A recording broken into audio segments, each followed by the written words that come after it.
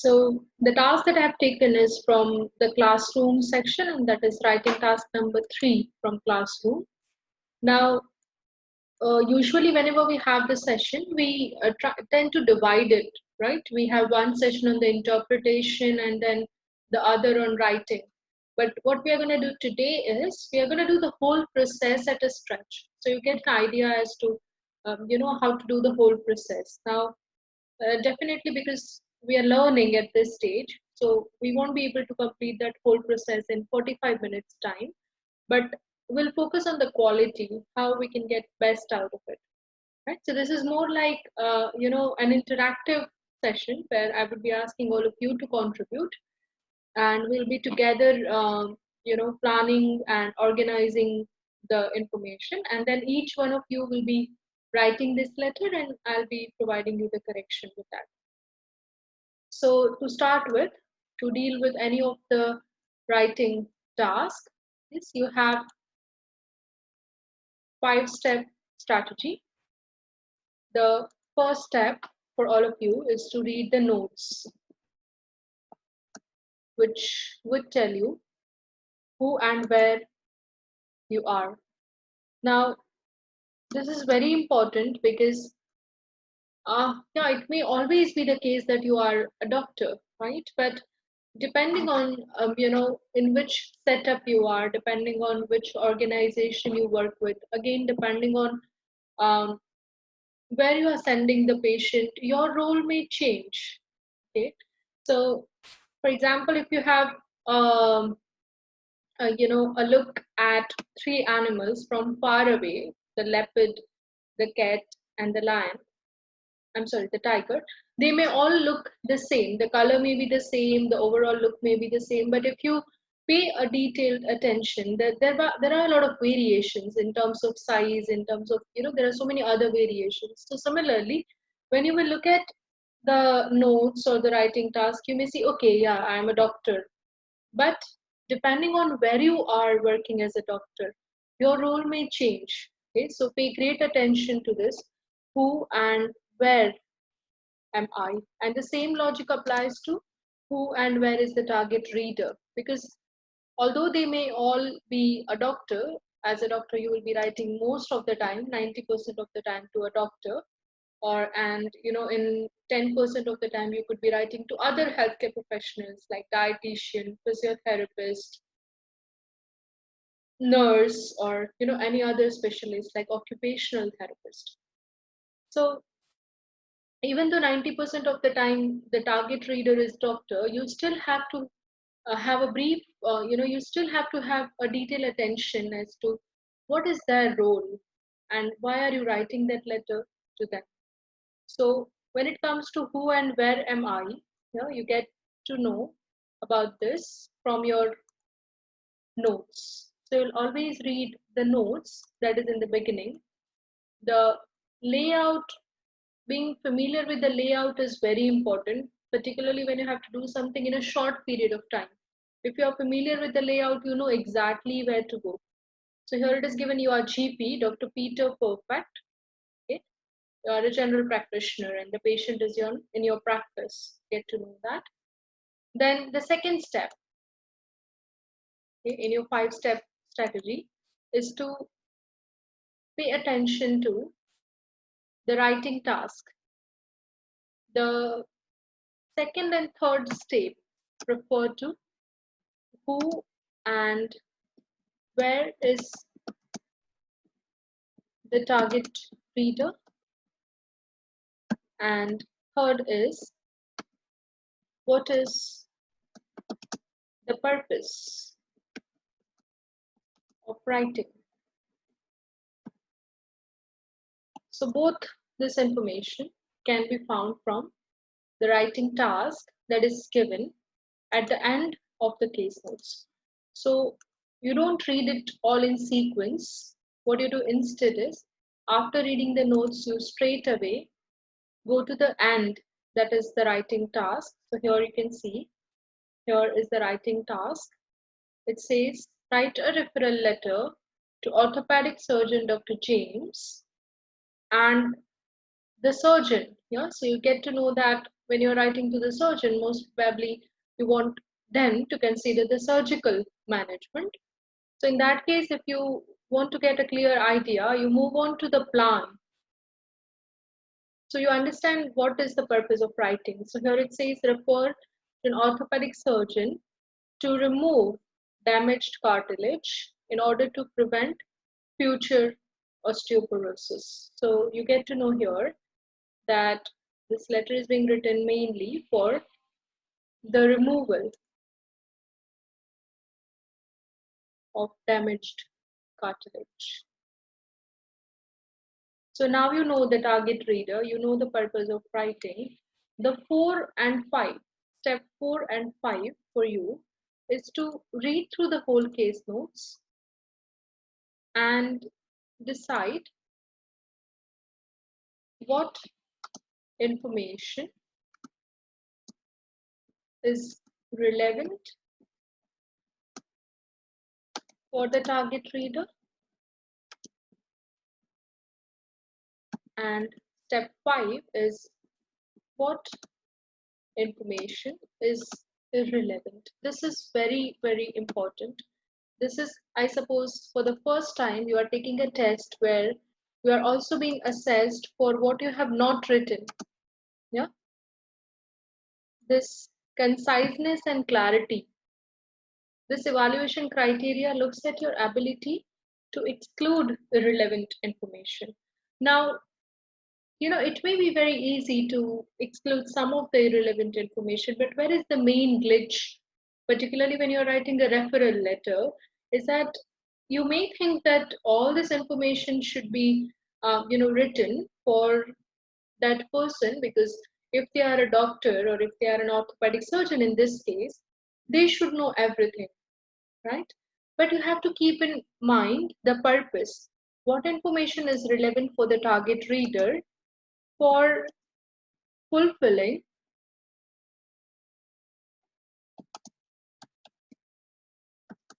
the purpose. So you should not write everything just because they are a doctor, so they should know everything. You have to keep in mind for meeting this purpose what information is required for them, right?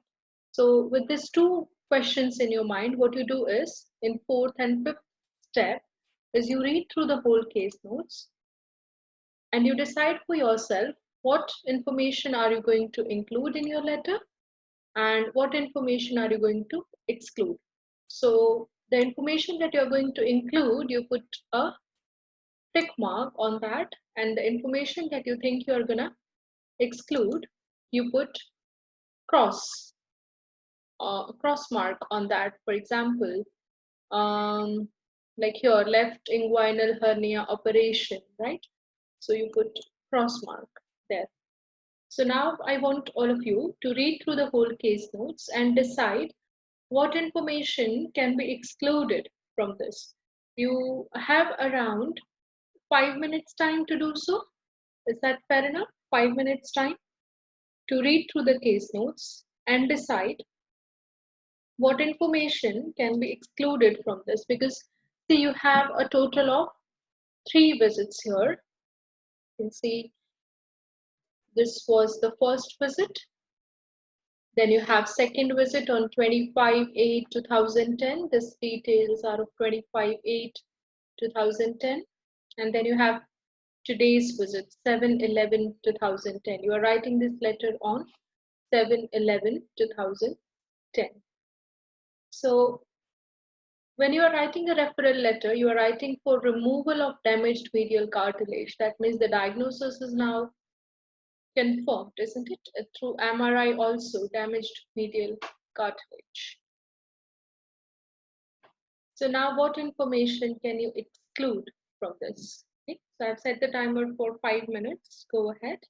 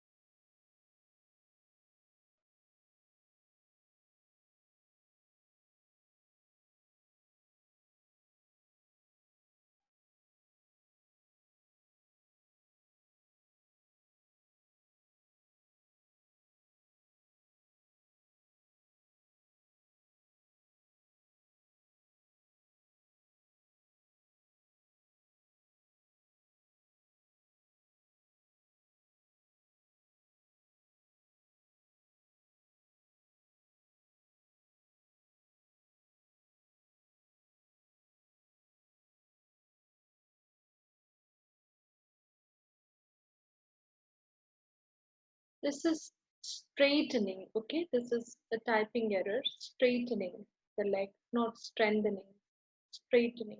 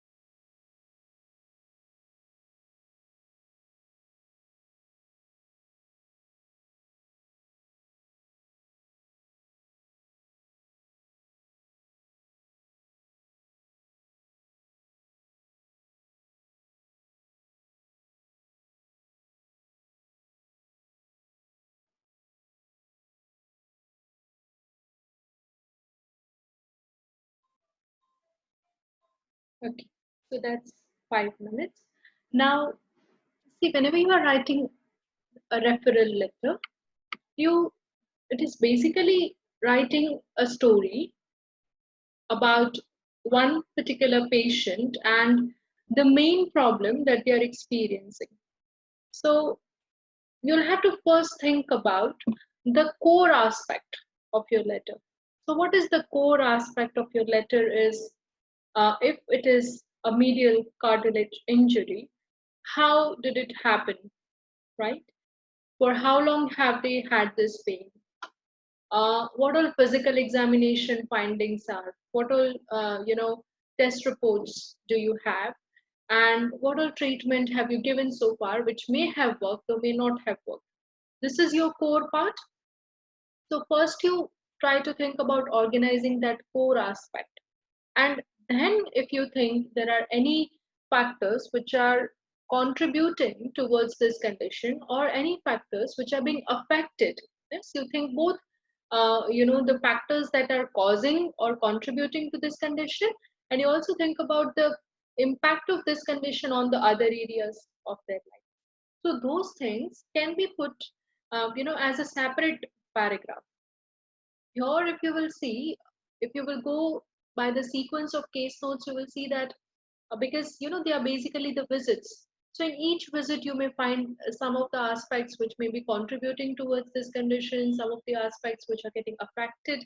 But when you are presenting a case to the specialist, how you should present that case is you have to think about their thought process, right? If you are diagnosing a disease condition as a specialist or as a physician, how do you diagnose it? Do you take into consideration the consequences at that stage? No, you first look at the characteristic of that.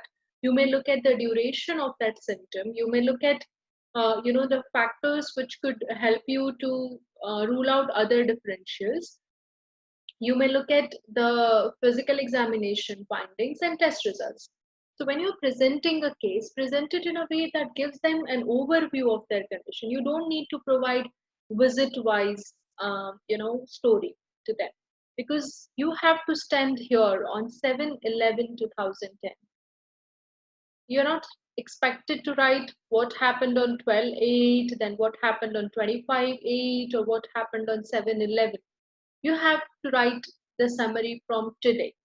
So when you are writing a summary today, you are going to provide what all things have had happened so far. Okay. So this is how you'll have to think whenever you are trying to think what information is to be included or excluded. So whenever you are writing a referral letter, you will have to think about, or you can think about these two possible ways of organizing. In almost all the referral letters that you write, it would be possible for you to go in these two formats. One format would be you write a summary of the first visit, okay, and then in the next paragraph, you go on to provide a summary of all the other visits till today, how the symptoms have progressed. And then in the third and fourth paragraph, you may go on to include the other ways. So that is the square one that I have marked, is that way of writing, where in the second paragraph you are going to summarize the first visit, and then the third paragraph will be a summary of all the next visits, both the visits. And then fourth paragraph would be other associated symptoms. And another way of organization is, if you think that all the visits that you have with the patient are all related to the same problem, every time it was the same problem, and you don't really need to show visit wise, in that case what you can do is you can summarize the subjective findings and how these things have happened in gradual progression, of course, in second paragraph. Okay, how over the 9 months this situation has worsened. And then in the third paragraph, you go on to write about the most recent physical examination and the test reports that you have. In both the cases, the associated information, be it social or medical, will go in the fourth paragraph. So organization and layout assesses two things. It assesses your ability to group the information, and it assesses your ability to give the priority to the information. What information should come first? So in this case, what might have happened is, if I had decided to go visit wise, for example, if I had written 12/8/2010 visit by mentioning that, I prescribed this medication, then I advised him to reduce smoking, and then I told him to review if there is no improvement. Then again, if I had written about 25/8/10 saying that, he had reduced smoking. So basically, if I had, gone with visit wise, and if I had tried to convert every bullet point into a sentence, in spite of having the accurate grammar, I would score very low in organization and layout, because the most important information, the MRI findings, today's examination finding, will come in the fourth paragraph, right? So till fourth paragraph, the surgeon would not get to know what is happening, what, how this injury is affecting him, or what kind of findings you have in the MRI. So you'll always have to think about priority, and therefore the most recent visit is to be highlighted, and all the previous visits are to be summarized. That would be the best way of organization.